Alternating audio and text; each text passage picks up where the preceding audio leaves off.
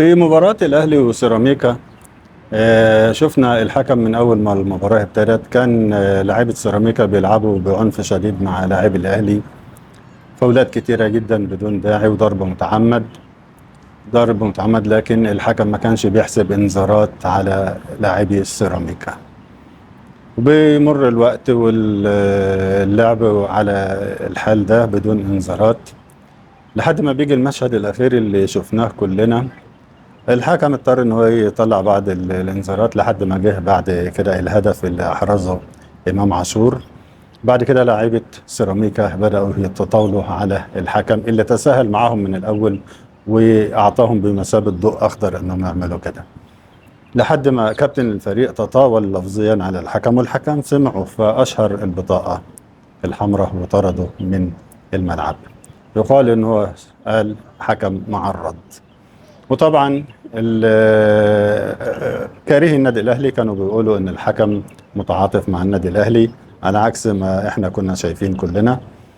وطبعا كالعاده كان فيه مشجعين من نادي الزمالك بيرتدوا فانيله نادي الزمالك وحاضرين يشجعوا سيراميكا. انا اتكلمت معاهم قلت لهم كتر خيركم انكم بتشجعوا سيراميكا مش بتشجعوا الاهلي، انا كده مطمن ان الماتش هينتهي لصالحنا ان شاء الله، وقد كان. وطبعا كانوا بيتهموا الحكم كمان مش بالتعريض، لا ده حتى فيهم واحد كان بيقول الحكم مرتشي. احنا كنا في الملعب وشايفين وانتم قدام الشاشات وشايفين الحكم كان متعاطف جدا مع سيراميكا.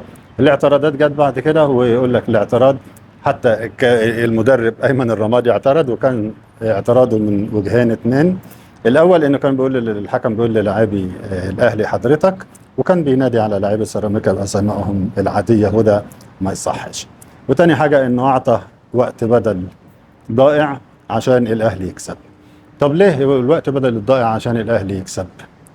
الوقت بدل ضيع والنتيجه 0-0، ليه مش انتوا اللي هتكسبوا في الوقت ده؟ يعني بصراحه سؤال ما لهوش اجابه خالص.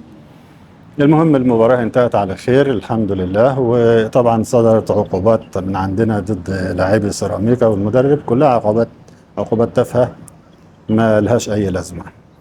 ننتظر الماتش اللي جاي إن شاء الله، ونطلع معاكم لايف من الاستاد، ونطلع معاكم بعد المباراة نحتفل كلنا بتحقيق اللقب إن شاء الله.